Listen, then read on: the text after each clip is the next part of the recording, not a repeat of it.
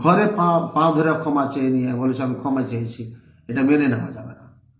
আমরা বলবো যে সত্যিকারে যদি তার আদব কায়দা থাকে, শিষ্টাচার তার সংসার ঘর থেকে তার বাবা মা শিক্ষা দেয়, তাহলে জনসম্মুখে তার পা ধরে ক্ষমা চাবে এবং বলবে আমি আর কোনোদিন সিনিয়র পার্সনকে ভাবে ধমক দেবো না।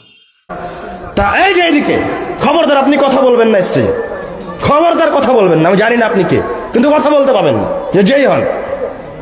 জৈনক তরুণ বক্তা, এরা বক্তা আলোচনা করতে করতে পাশেই সিনিয়র বয়োজ্যেষ্ঠ বিজ্ঞ আলেমে দিন, হাজার হাজার তালেবে ইলমের উস্তাদ, হাজার হাজার উস্তাদের উস্তাদ, এবং এই বক্তার থেকে লক্ষ গুণে এলেমদার এলেম আলা ছাত্র তৈরি করেছেন এই আলেমে দিন, যিনি নারায়ণগঞ্জ পাঁচরুখী মাদ্রাসার দীর্ঘদিনের সফল প্রিন্সিপাল, অত্যন্ত বিনয়ী, অত্যন্ত আপনার ভদ্র একজন আলেমে দিন। সেই আলেমকে কঠিনভাবে ধমক দিয়েছে। এই তরুণ বক্তা যে ধমক দিয়েছে এটা আমাদের অত্যন্ত আঘাত করেছে, আমাদের কলিজাকে ক্ষত বিক্ষত করেছে। এটা শুধু আমার করেনি, আমার মতো যারা সিনিয়র আলেমকে ভালোবাসেন, বড়দেরকে সম্মান করেন, প্রত্যেকটি আলেমের কলিজায় প্রতি আঘাত লেগেছে। আসসালামু আলাইকুম রহমতুল্লাহ ওবরাকাতুহু। আলহামদুলিল্লাহ ওয়াসসালাতু ওয়াসসালামু আলা রাসূলিল্লাহ। বাদ। সম্মানিত দিনী ভাই বোনেরা, আজকে খুবই সেনসিটিভ একটা বিষয় নিয়ে আমি আপনাদের সম্মুখে এসেছি। এতদিন এদেরকে নিয়ে আমি কখনো কথা বলিনি, এবং এটা সত্যি হাসিটা আমার মন থেকে না, এটা খুবই কষ্ট দিয়েছে আমাকে। আমি একটা ভিডিও দেখলাম কিছুক্ষণ আগে, এবং আমাকে অনেক ভাই রিকোয়েস্ট করছেন যে একটা ভিডিও আপনি দেন, বানিয়ে দেন। আমি শুধুমাত্র এটাই যে অনেকে এটাকে মেনে নিতে পারবেন না, কারণ আমাদের দিনী ভাইদের মধ্যে অনেক অন্ধত্ব আছে, তারা কখনো মেনে নিতে পারবেন না। এই জন্য এসব কথা আমি বলি না। তো একদম দেওয়ালে পিঠ থেকে গেলে আবার ছাড়ি না। তো যেটা হচ্ছে যে জৈনক তরুণ বক্তা, এরা বক্তা, তো আলোচনা করতে করতে পাশেই সিনিয়র বয়োজ্যেষ্ঠ বিজ্ঞ আলেমে দিন, হাজার হাজার তালেবে ইলমের উস্তাদ, হাজার হাজার উস্তাদের উস্তাদ, এবং এই বক্তার থেকে লক্ষ গুণে এলেমদার এলেম আলা ছাত্র তৈরি করেছেন এই আলেমে দিন, যিনি নারায়ণগঞ্জ পাঁচরুখী মাদ্রাসার দীর্ঘদিনের সফল প্রিন্সিপাল, অত্যন্ত বিনয়ী, অত্যন্ত আপনার ভদ্র একজন আলেমে দিন। সেই আলেমকে কঠিনভাবে ধমক দিয়েছে। এই তরুণ বক্তা যে ধমক দিয়েছে এটা আমাদের অত্যন্ত আঘাত করেছে, আমাদের কলিজাকে ক্ষত বিক্ষত করেছে। এটা শুধু আমার করেনি, আমার মতো যারা সিনিয়র আলেমকে ভালোবাসেন, বড়দেরকে সম্মান করেন, প্রত্যেকটি আলেমের কলিজায় প্রতি আঘাত লেগেছে। এবং ওনার যারা ছাত্র আছে, ওনার যারা বন্ধুবর্গ আছে, এদের অবশ্যই এদেরকে ক্ষত বিক্ষত করেছে। আমি মনে করি শুধু আলেমদেরকে নয়, যারা সাধারণ শ্রোতা আছেন আমাদের, যারা ভালোবাসেন, তাদেরকে ক্ষত বিক্ষত করেছে। একজন ছোট্ট বাচ্চা, ছেলের বয়সের ছেলে যদি বাবাকে এভাবে ধমক দেয়, তাহলে এটা সহ্য করা যায় না। বাপের মতো বয়সের এবং তার বাবার থেকে ভালো আলেম, অনেক গুণে ভালো আলেম, এমন একজন আলেমকে ধমক দিয়ে কথা বলছে কে আমি চিনি না। তো কে কেন চিনবেন না? এই বক্তার পাশে একজন রুমাল মাথায় দিয়ে বড় বড় দাড়ি আলেমের ভেসে বসা, এটা তো বোঝা যাচ্ছে একজন আলেমের দিন। মেনে নিলাম এটা আলেমের দিন না, চিনিও না, কিন্তু এটা তো দামি মানুষ। দামি মানুষ না হলে তো বক্তার পাশে বসবে না, দামি মানুষ না হলে তো বক্তার লাইনে চেয়ারে বসবে না। অবশ্যই এরা সিনিয়র পার্সেন্ট মানুষ, প্লাস দামি মানুষ এবং সম্মানী মানুষ। সুতরাং একজন বাচ্চা ধমক দেওয়ার কথা বলবে, যেভাবে ধমক দিয়েছে, এটা সত্যিকারই আদবের বহিঃপ্রকাশ নাকি বেআদবের বহিঃপ্রকাশ, এবং চরম বেআদবি এটা। এটার জন্য এর পূর্বে এক মাহফিলে এভাবে ধমক দিয়েছিল কোন শ্রোতাকে। তারা বোঝাতে চাচ্ছে যে আমি কোরআন সুন্নাহর কথা বলছি, আর তুমি বেটা কথা বলো, তুমি কোরআন সুন্নাহর সঙ্গে গাদ্দারি করছো, কাফেরদের এই চরিত্র। আমি বলবো যদি এটাই হয় মুফতি সাহেব, তাহলে আপনার মাহফিলে এত বড় বড় বাজার বসে কেন? বইয়ের মেলা বসে কেন? বইয়ের মেলা, চায়ের দোকান, জিলাপির দোকানে আড্ডা মারছে, তাদের কি পাপ হয় না? তারা তো হইচই করছে, আর এখানে তো প্রয়োজনীয় হতে কানে কানে কথা বলছে। তাহলে আপনি ওই কোরআনের আয়াত যেটা কাফেরদের জন্য নাজির হয়েছে, যে উদ্দেশ্যে কাফেররা চিল্লাইতো, আর এখানে ফুসফুস করে কথা বলছে, এ দুটা কি এক? এটা চরম মূর্খতা, অজ্ঞতা, বর্বরতা, এবং এটা জাহেলিয়াত। এটা আদর্শ ফ্যামিলি সন্তানের এমন বাক্য হতেই পারে না। আদর্শ সন্তানের এটা বাক্য হতেই পারে না। আদর্শ আলেমের শিষ্টাচার এমন হতে পারে না। শব্দ চয়ন এমন হতে পারে না, কোনো দিন হতে পারে না। এবং আপনারা ওলামায়ে কেরামদের আকওয়ালগুলো পড়েন, আমাদের সালফে সালেহিন তারা কি বলেছেন। সুফিয়ান সাউরি রাহিমাহুল্লাহ বলেছেন যে আমাদের কেউ যখন হাদিস লিখতে চাইতো 20 বছর থেকে শিষ্টাচার শিখত, আদব কায়দা আখলাক শিখত, 20 বছর থেকে শিখত।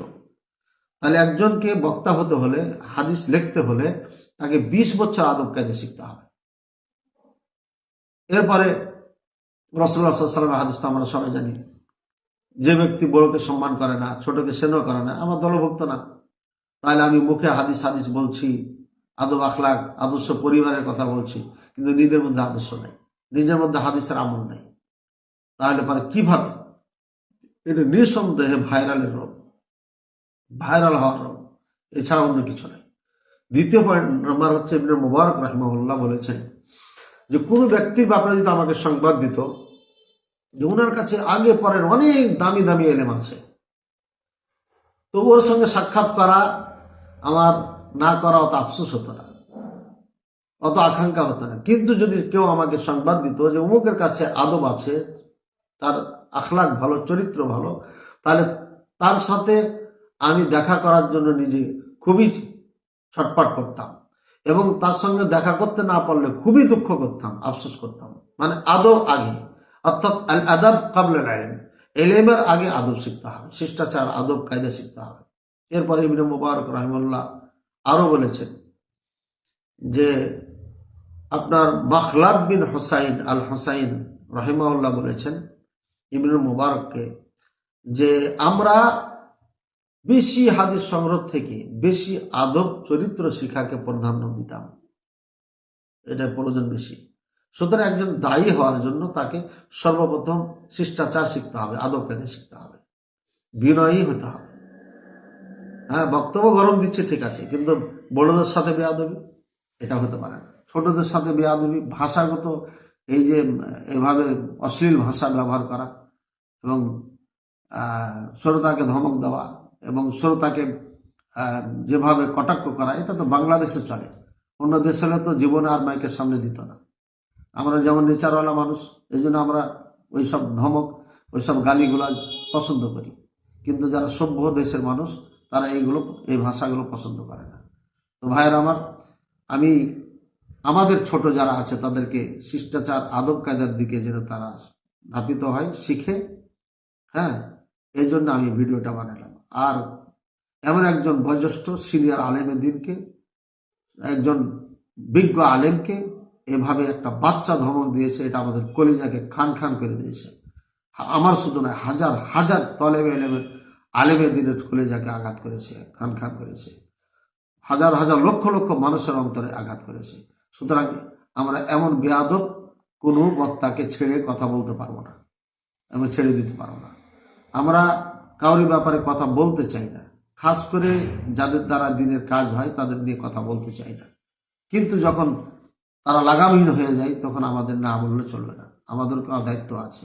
ভাইয়ের আমার, টাকা পয়সা অহংকার এটা নিয়ে আসে, এটা ঠিক আছে, কিন্তু এত অহংকার তো ভালো না, এত অহংকার ভালো না। টাকা পয়সা না থাকলে এই ছেলেটা অনেক বিনয়ী হতো, এই ছেলেটাই অনেক ভালো কথা বলতো। এবং আমি আরেকটা কথা বলি, এই ছেলেটা, আমি তার বাবার সাথে হাঁটছি, আমি বলতাম না কিন্তু বলে ফেললাম, তাহলে আরেকটু ভালো কিছু হবে। যে ওনার বাবার সাথে আমি হাঁটতেছি ওনাদের মাদ্রাসায়, ওনার এখানে আমি, আমার পাশে এই ছেলেটা, এই পাশে ওনার বাবা, না সরি, বাবা ছেলে একসাথে, আর আমি ওনার বাবার সাথে। তো উনি ওরা এসে বাবার সাথে কথা বলছে, কিন্তু আমাকে সালাম দিচ্ছে না, বা আমার সাথে মুসাফা করছে না। তখন উনি ওনার বাবা বললেন যে চিনো না, এটা চিনো, ইনি মুখলেস বিন আরশাদ মাদানী। তো বলছে আচ্ছা আচ্ছা, আসসালাম আলাইকুম। আচ্ছা বলেন তো, এই ছেলেটা আমাকে চিনে না, কি মনে করছেন আপনি? যদি এই ছেলেটা আমাকে না চিনে তাহলে কাকে চিনবে ও? বলেন, আল্লাহকে সাক্ষী রেখে বলেন যে চিনি কিনা। নিঃসন্দেহে চিনি, কারণ তার সাথে আমার দেখা হয়েছে, কথা হয়েছে, একবার নাম মেলাবার হয়েছে। কারণ তার বাড়ি আমার বাড়ি এখানে, 16 সাল থেকে আমি এখানে থাকি, এখান থেকে কতবার দেখা সাক্ষাৎ হয়েছে। এবং বড় কথা হলো 13 সালে তার বাবার মাদ্রাসার আমি তখন প্রিন্সিপাল বা প্রধান শিক্ষক, প্রথম শিক্ষক। তো আমাকে যদি না চিনে তাহলে কাকে চিনবে? এটা তো অসম্ভব কথা। তো সুতরাং আমি চিনি না বলে কাটিয়ে দিলে হবে না, এগুলো অহংকারের বহিঃপ্রকাশ। বেশি টাকা হলে যেটা হয়ে যায়। ভাইয়ের আমার, আল্লাহ তাআলার কাছে আমরা দোয়া করি, আল্লাহ তাআলা যেন আমাদেরকে সঠিক পথে রাখে এবং আমাদের চরিত্রবান হওয়ার তৌফিক দান করেন, ইহকাল পরকালে যেন আমাদের কামিয়াব করেন। আল্লাহকে সাক্ষী রেখে বলছি, এটা আমি ব্যথার থেকে বলেছি, কাউকে ছোট করার জন্য বলিনি। কথা কথা আমার ওস্তাদ সমতুল্য, আমার বড় ভাই, ওস্তাদ না হলেও আমার বড় ভাই, সিনিয়র আলেম, বিজ্ঞ আলেম, তাদেরকে বাচ্চারা যা তা বলবে, এটা তো হতে পারে না। আল্লাহ না করুক আমাকে এভাবে কোনো বক্তা এই ছেলে পেলে ধমক দিলে আমি তো তামাশা বেঁধে দিতাম। আমার যদি একদিন বয়সের বড় ছোট হয় তাহলে তামাশা বেঁধে দিতাম। আমার তো মনে হয় এটাই করতাম, আমি জানি না, তবে হয়তো এটাই করতাম, যে আমরা এটা না বাধ্য না যে তার থেকে আমাদেরকে দিন শিখতে হবে। দিন শিখার মেলা আলেম আছে বাংলাদেশে, অভাব নেই, হাজার হাজার মাদানি আছে, আলহামদুলিল্লাহ, বহুত আলেম আছে, লাখ লাখ আলেম ভর্তি হয়ে আছে। সুতরাং এমন যারা মনে করছেন যে আমি ভুল বলেছি, অন্ধত্বর কারণে এটা বলবেন, আমি এটা মনে করি বুঝে নেব যে আপনি অন্ধ, অথবা বুঝে নেবেন যে যে কমেন্ট করেছে সে সেই লোকটাই করেছে, কারণ এক একজন 15-20 টাকার আইডি চালান। তো যা হোক, আল্লাহ তাআলা যেন বোঝার তৌফিক দান করেন, এবং যারা মাঠে ময়দানে বক্তব্য দেন, কাজ করেন, তাদের জন্য শিষ্টাচারটা আগে শিখেন, আদবটা আগে শিখেন, এলেমের আগে। এলেম কম হলেও ভালো, চলবে, সমস্যা নেই, কিন্তু বেয়াদব হলে চলবে না। আর যে বেয়াদবের পক্ষ নেবে, বুঝে নেব যে সেও সেই দলেরই লোক। আল্লাহ তাআলা আমাদের সবাইকে বোঝার তৌফিক দান করুন। আসসালামু আলাইকুম ওয়া রাহমাতুল্লাহি ওয়া বারাকাতুহু।